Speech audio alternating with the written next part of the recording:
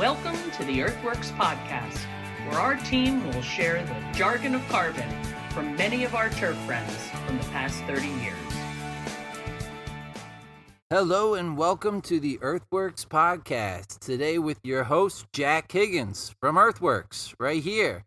And I've got the pleasure sitting down live with an old buddy, good old friend that I get to spend a lot of time with, and I'm psyched to have on the podcast, Mr. Ryan O'Connor. Ryan. Hey, Jack. I'm glad to be here. You and Joel have been part of my setup for years now, so it's good to be a part of this right now. Yeah, man. Yeah. Well, thank you. And yes, you're right. We've been working together. I've had the pleasure of you letting me in the door for like the last 10 years. Absolutely. Yeah, I think it started across the street outside of D.C. Yeah, that is where I met you. Yep. And I think one of the first times when we took the course over, I think you and Joel actually came out. That's right. Went over the course with me. Yeah, we met you, and now I've been in a couple different states working with you. Yeah, absolutely. Pennsylvania, yep. New Jersey, correct. And you're. I mean, one of the things I wanted to touch on today, and kind of a story I wanted to get out there about us working together, is that you're a career guy. Yes, absolutely. You are. I love you it. are a career golf course superintendent. You've been in it. You take the ups and the downs, and you keep on trucking. Yeah, that's all a part of it, and I've been blessed to be able to touch the construction side as well. And doing a little bit of both kind of opens your eyes on what needs to be done as far as maintenance when construction's there, and vice versa. So let me introduce the listening audience, the faithful EarthWorks podcast listeners, teach them a little bit more about you. So I met you, like you said, in Maryland, and you were the superintendent there at Cross Creek. But that's not where you even got into the business. You had been doing it probably 15, 20 years before that. Yeah, absolutely. It's just like everybody else. You start on a crew. You work your way up through things. I think the first major golf course that I was ever on is Bully Rock in Northern Maryland. I started as a crew member, kind of worked my way up, and my work ethic ended up getting the praise of the superintendent. Which then encouraged me to go to school. Bill Lewis, At right? the time, it was Scott Chafee, and Bill Lewis took over right after. So they encouraged me to go to school, and once they did that, they said they'd have a position left for me when I got back out of school because I worked for them so long. So they gave me the first assistant position. All right, so where was school? So University of Massachusetts. And you're a Mass guy? Yes, yep, absolutely. You're born and raised. You went to high school in Mass? You moved. I did. You moved after high school to Maryland? Yep. Okay. So back up to Mass, and they gave you the first look at Bully Rock, and so after UMass Amherst, yep. you became assistant there at Bully Rock. Yeah, and it was great. We did 5 years there.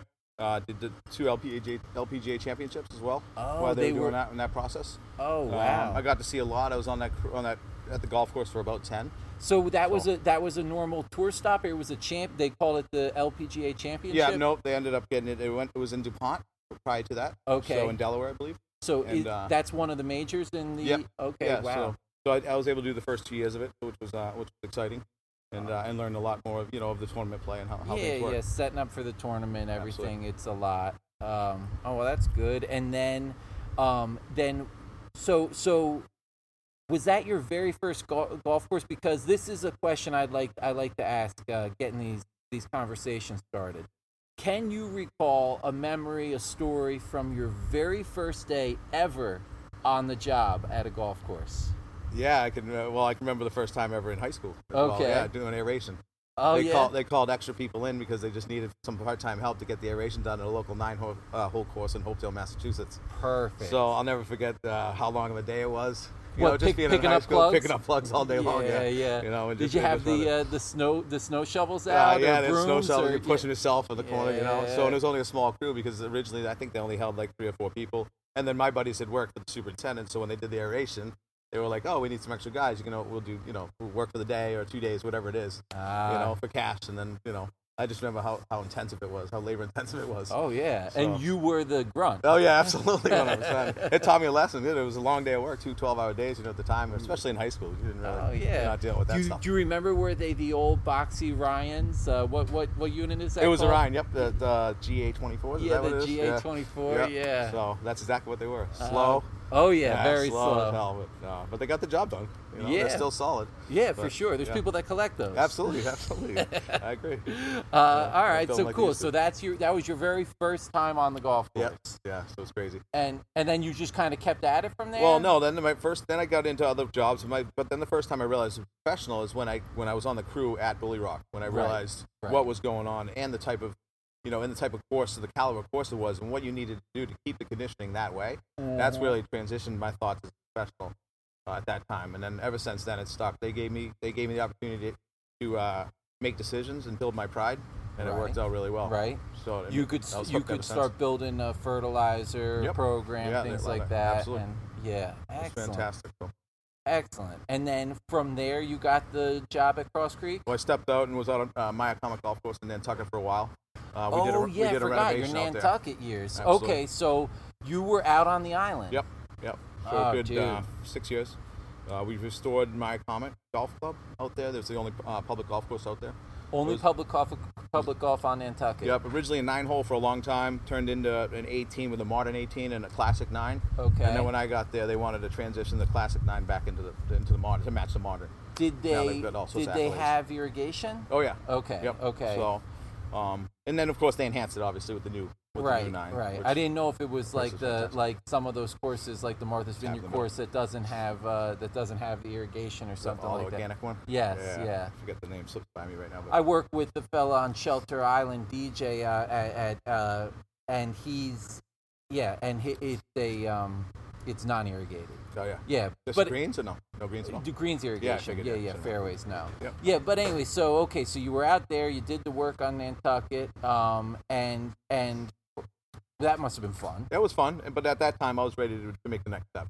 But lifestyle. What about lifestyle? I never wanted to leave. So what was that like? Would you sit on the beach? Oh, of course. So usually the way the sandy soils are, you can soak them at night. You don't have to really worry about dry spot too much during the afternoon. The humidity stays kind of low, but it's not very hot. So by 2:30, you're off ready for the beach. Yeah. It's fantastic on that side of it. And there's some days you have to stay if you need to. But, sure. But no, that would transition to into just a fun life. And you could go to the beach, play some horseshoes, relax for a little while, and then come back to work the next day. Yeah, but you wanted more. Have to. Yeah, I wanted to proceed my career. Yeah. So you were looking for top jobs. Yep. And interviewing. You got your way back to Maryland. Yep. So I ended up getting back to Maryland, and my connections through Bully Rock led me to a company named Landscapes Unlimited, who was hiring outside of DC at the time. Big power company in the industry, Absolutely. man. They do a lot of work, kind of behind the scenes that a lot of people don't even realize is them. They absolutely are. Yep, they're a great construction crew. One of the largest construction companies in the U.S., and also they do third-party management as well. Okay. So that's where I started. So when I got hooked up outside of Cross Creek, that's the company that ended up hiring me, and then got hooked up with them throughout. Okay, so Landscapes Unlimited had the contract at Cross Creek. They actually owned it. Oh, they own the course. Yep. Okay, so they own Cross Creek, and you went to work for them. Yep, and it was up for sale at the time. Okay. So that, and I knew that it's something you might not want to do all the time, but I knew I wanted to get my foot in the door. It was time to get the foot in the door as a superintendent, so I took the chance with it. Right. So they were actually the bank for the people who actually ended up buying the place for a little while. Okay. And then when they wanted to come up with the loan to purchase the whole place, they wanted to cut out Landscapes Unlimited. Oh, okay. So at that time, everybody for landscape ended up losing their jobs as far as the golf course is concerned. So you got the sack. Yep. One day, you and everybody else. See ya. Yep. It was kind of a shock at the time because what happened is we turned that golf course into $22 a round to $70 a round by the time I was done after 4 years. Wow. So it was kind of a shock on that end. But yeah, and it's those success stories that that's the business of golf. That's what we need to do is bring value to what we're doing, and that's what you did. Yeah, you want to increase the playability, by increasing the conditions, right? And making people happy. That's the most important part of my job is make people believe the golf course is feeling great. So you did that, and then they lost the property. So they lost the property, and a funny story on that is when they lost the property, they found out that one hole was built on state land. So they had, in order to finalize the sale of the golf course to the group, right? And the Landscapes wanted it unloaded, obviously. They had to build a new hole. Oh, because it wasn't technically on their property. It wasn't on their property. So they had to move in the land to finalize the sale. Of course, the bank was involved in all that. Oh my gosh! So at the time, I had asked them if there was any more superintendent positions in the area because your employer's Landscapes Yep. Unlimited. Absolutely. Okay. And And they're like, no, we're kind of stuck on it, but we do have some openings in the construction side. Okay. And of course, I'm listening, and I'm like, okay, that sounds great. Let's try it. And then originally they were going to sign me up as an assistant superintendent for construction. An assistant construction superintendent. There you go. Okay. Yep. And so as we went on, they needed somebody in the new project that they just let me go in. So, Wait. So the people who fired me needed somebody to do the superintendent job, or landscapes needed somebody to do the superintendent job at the golf course to finalize this sale. And so how long were you out that then you went back on property? Probably not even 2 weeks. Oh my gosh. Yeah, so it was kind of awkward and tough being going up there and facing them again, being that now I'm their construction super to finalize the whole for the final sale of the place. Now, was the course open during this time? Yes. Yeah. And, so they should skip over the whole. Did they have a separate maintenance superintendent? Yes, who took my position, of course. Right. Yeah. I So, do remember working with him ultimately. He didn't last that long. No. Yeah, And I tried to help him as much as I could. I didn't hold any grudges on the people or him. Right. It wasn't his It's the deal. owners that didn't want us there, and it's more whether they wanted landscapes there or not. But So you just went back on property and were taking care of building this new hole. absolutely, yep. And so I just And built you got those- that done? Yep, as a professional as you would be. Just went and got it done and tried to help the new guy, on what I knew some of the ins and outs of the golf course would be. Right. And it kind of worked out pretty well. Yeah, I mean, it couldn't have been a better deal for the new superintendent to have Right you away. there on Absolutely, property. So how the irrigation system works, and kind of how they Right. have a turbine, a turbine system inside of a creek, kind of pulling water out of a creek. So Cross Creek. yeah, so there you go. So it's kind of a difficult system to learn, but all in all, the whole thing worked out. Is it very well. still open, Cross No, Creek? No, I it's thought closed. they closed It it closed, down. I think, the year after I left. Okay, so it was ultimately landscape made the right move. Well, yeah, but I mean, they just lost in the conditioning part of it, so they didn't have any clientele. So they It had was to a close, hard so place it to was grow closed. grass. Yeah, It was. I remember the soil was hard Yep. pan clay. Yeah, all in a bowl too. Yeah, tough yeah. bowl, trees surrounding. Okay, but now this was like a baptism by fire of real construction. Right. That and it was new for you. Yep. And you were really tearing some earth apart, and Whole new hole. but it opened you up to doing a lot more of that in your career, right? Absolutely. So tell us now where you went from there after you got that single hole done. We're able to allow your employer, Landscape Unlimited, to finalize this deal and unload this property. They kept you on? Yep, they kept me on. So they actually moved me around and doing some irrigation as well. So Okay. I did a little bit of both. So I was able to do the irrigation side of things, installation, as well as obviously design with the people around, and then I was also doing the construction side of things. So one of my first jobs off the job and outside of DC was doing an irrigation project. But one of my first major jobs by myself, completely, on my own, was down in Hattiesburg, Mississippi.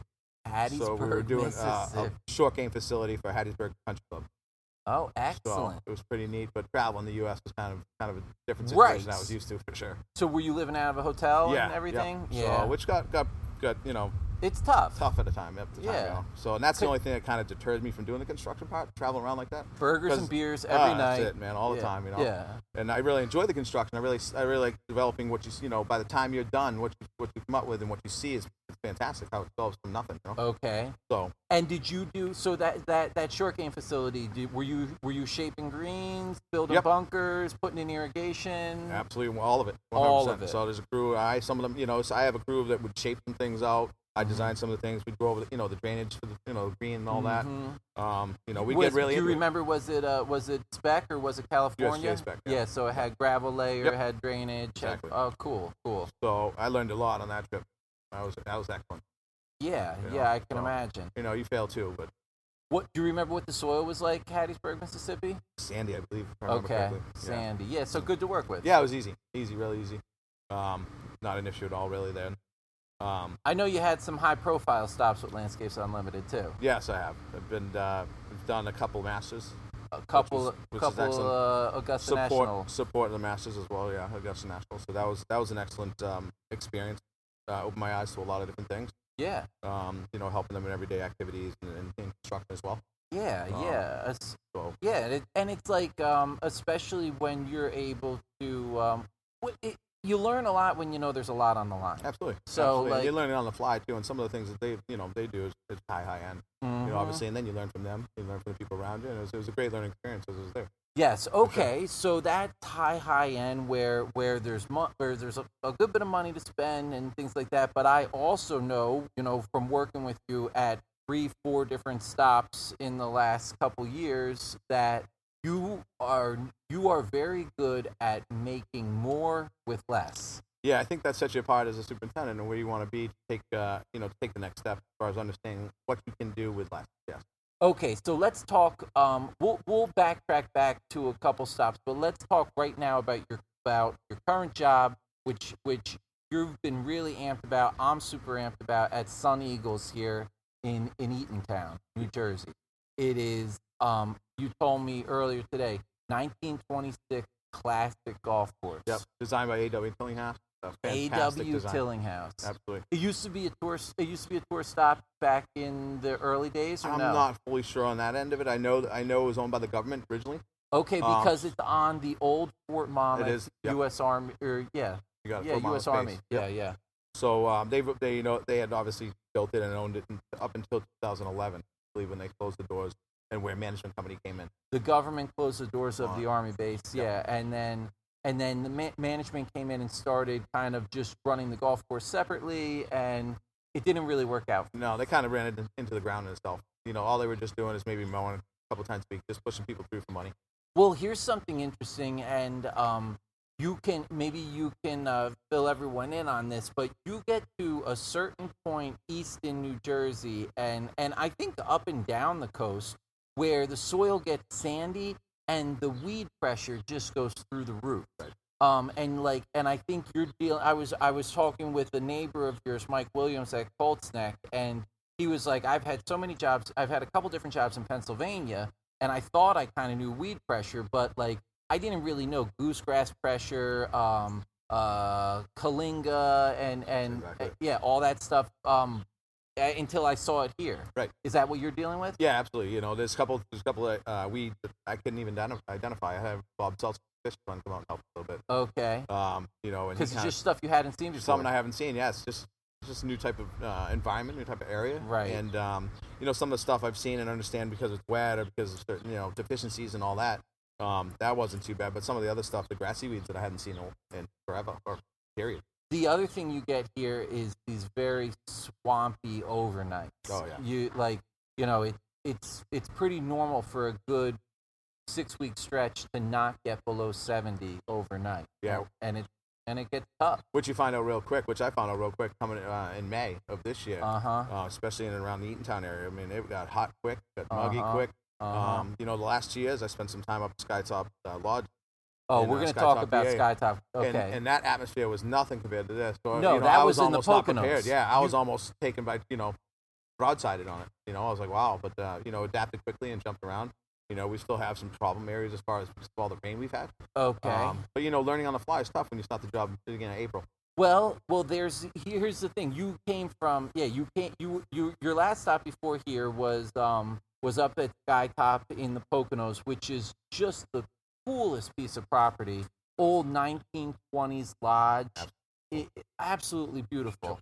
Like, and you kind of don't realize it as you're getting there, and you come around this bend into the property, and it is just stunning with the lake. And it's a great view, especially coming around that bend. Yeah, right. So anyway, but it's probably close to 2,000 feet, maybe 2,500 feet altitude, compared to 6-foot altitude. Yeah, exactly. That's exactly where water goes nowhere. Yeah, where the water goes settles in my fairways. Exactly. That's the thing. Yep. Like so much of the job is being able to move water. Absolutely, you need to. And if you have no elevation change, it's not going to happen. It's very hard to happen. Well, especially with the humid nights, obviously, you're not going to lose that. Any evapotranspiration. So you're done in that sense. And if that's not going away, if you're not trying to get it out yourself, somehow you're squeeging it or blowing it or whatever, you're going to be in trouble. We found some areas that are baked up and cooked already.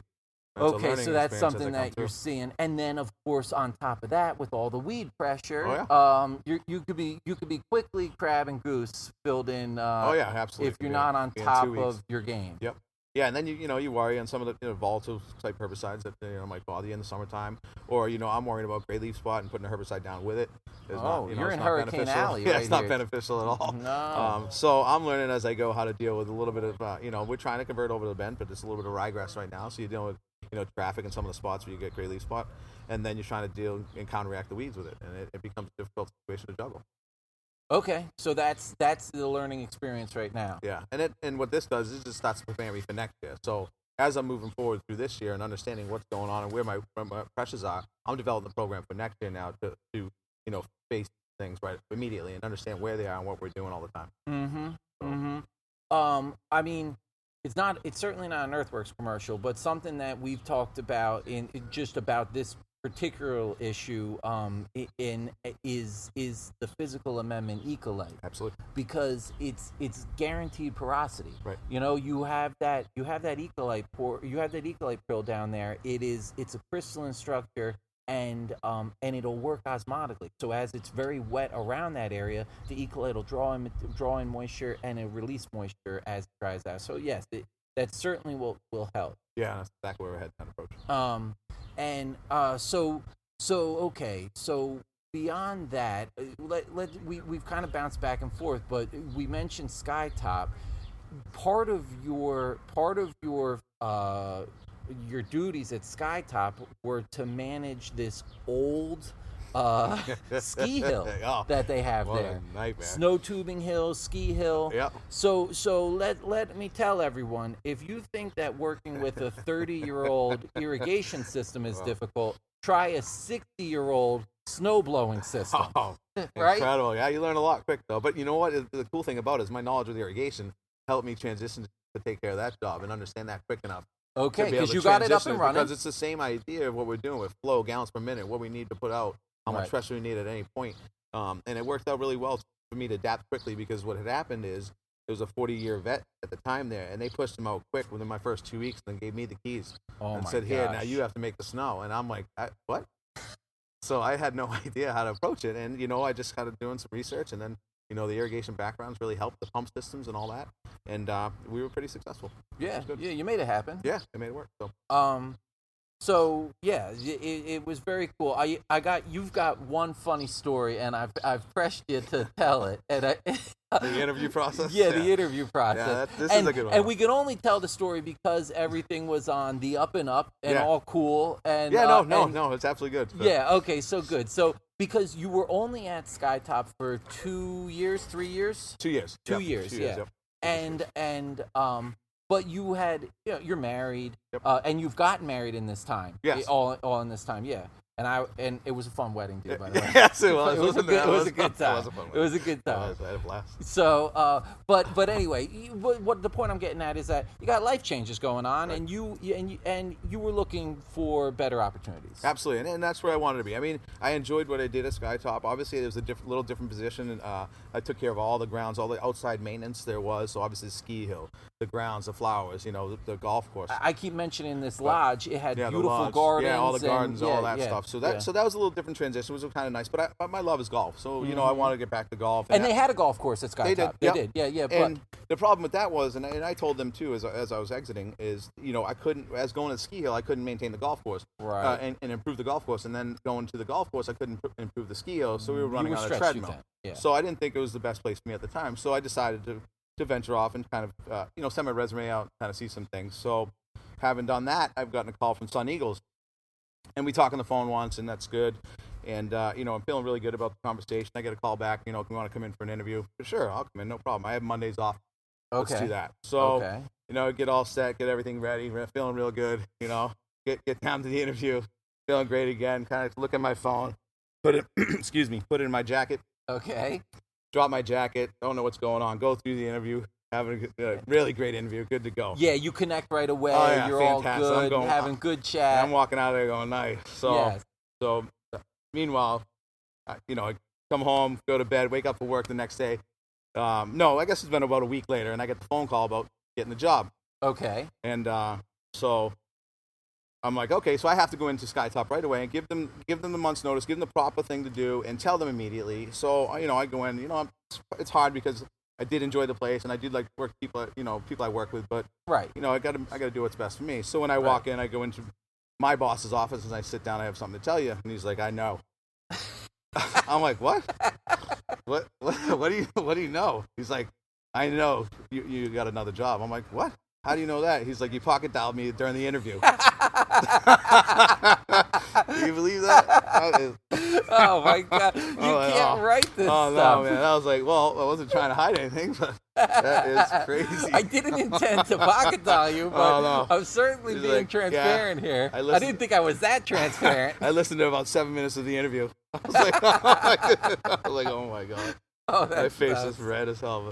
That's funny, man. Yeah, it was good. He laughed. We laughed. So it all turned out good. Did the right thing, gave the right notice. And your assistant there took over the job. Yep, and I guess he's continuing the same program, and I guess it's really beneficial. And the golf course is really doing well. Yeah, the golf course is doing well. We're striving right now. Well, yeah. In the meantime, we're all having this giant golf boom, and everyone's doing well. You were just telling me that Sun Eagles is still pumping about 250 rounds a day. Yeah, when they get through towards Wednesday, Thursday, into Friday, Saturday, they're pumping that 225, 250 rounds. It's crazy to see. Wow. Awesome. And then on any other given day, it could be 200 or more. Yeah, it's perfect. It's wonderful. Yeah. It puts a lot of pressure on all of us, you guys, absolutely. but I mean, it's the reason we do it. Yep. So it's a challenge. That's a challenge you love. Yeah. So, it's been great.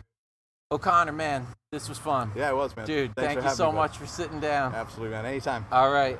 Thank you. See ya. Great conversation with my buddy Ryan O'Connor at Sun Eagles Golf Club. And I have to say, the best part about this job is the relationships.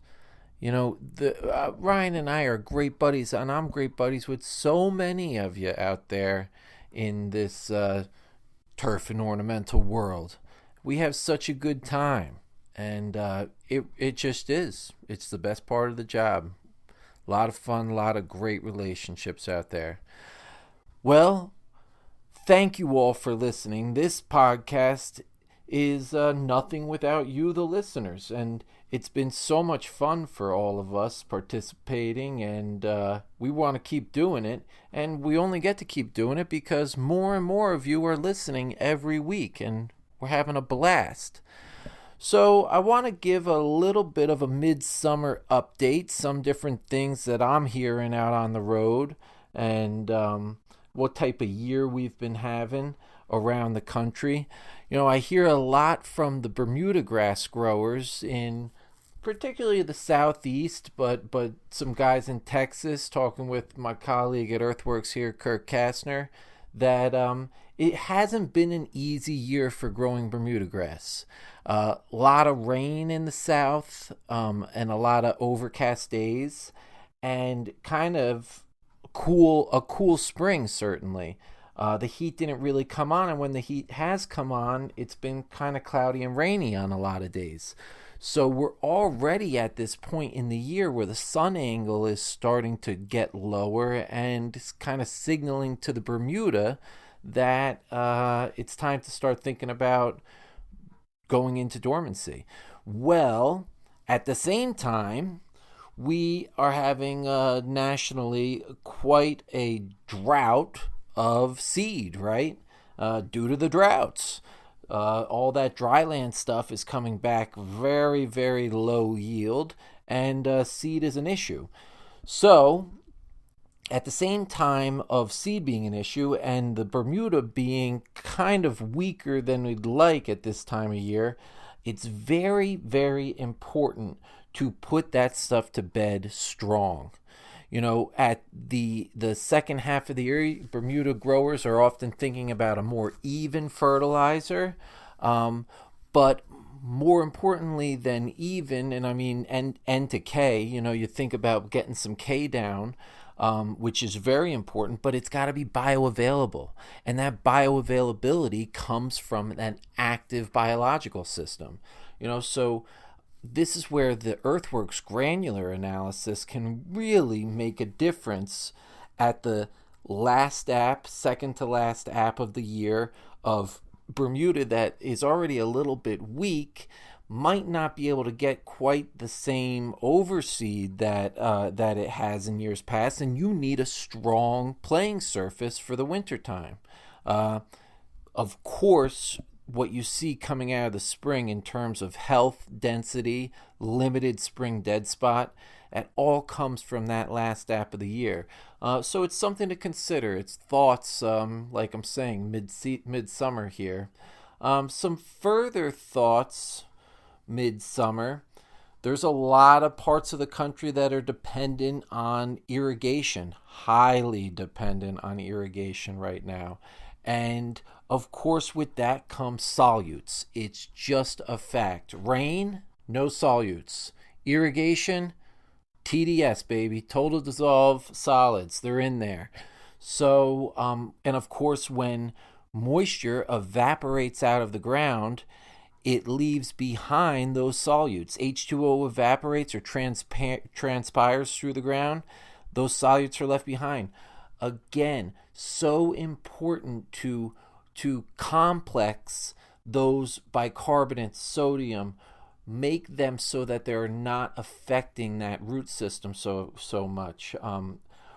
This is a great position for products like Kick, Trilogy, C3, BioVantage. Makes huge differences in that complexing, again, through some very, very complex sort of humics, organics, and just activating that soil biology to breathe, to respire. Oxygen down in, carbon dioxide out. That's what we're after. It's not only the magic for the oxygen of breathing aerobic biology, but for the carbon dioxide sucking in photosynthesizing plants that we're all trying to grow. Very important as we're in this midsummer season to be treating the effects of excessive irrigation. So, little thoughts going into August.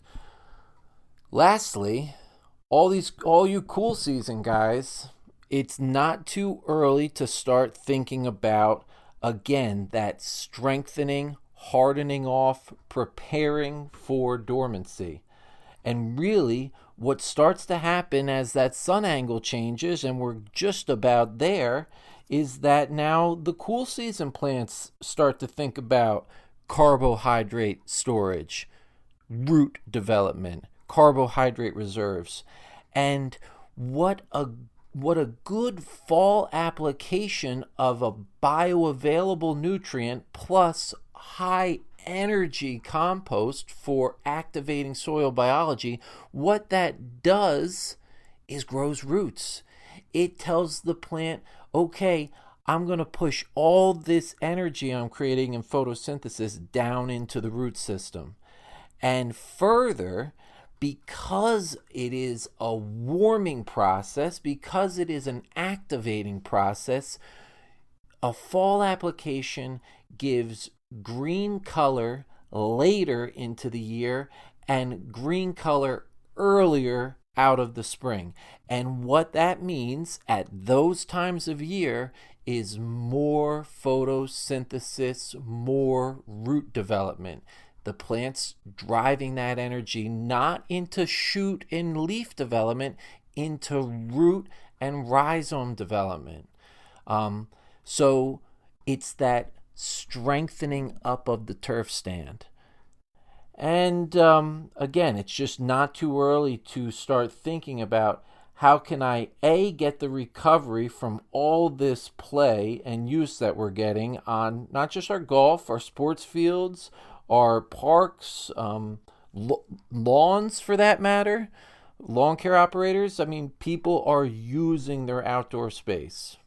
And so you need that recovery, but further than that, it sets you up for excellent growth next year because you have an extended time of photosynthesis, driving roots, driving carbohydrates into the root system, and keeping that biological system active at the same time, because the more energy that the plant drives down, the more that gets shared with that symbiotic biology.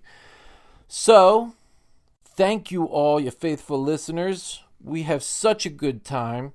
It would not be if it weren't for you. Thank you all very much. Stay tuned. Don't forget to check out the YouTube channel and subscribe both to that channel and to the podcast. It makes a big difference for us. So we really appreciate it. And check out next week's episode. I know we've got something really exciting in the works for you. All the best. Thanks a lot.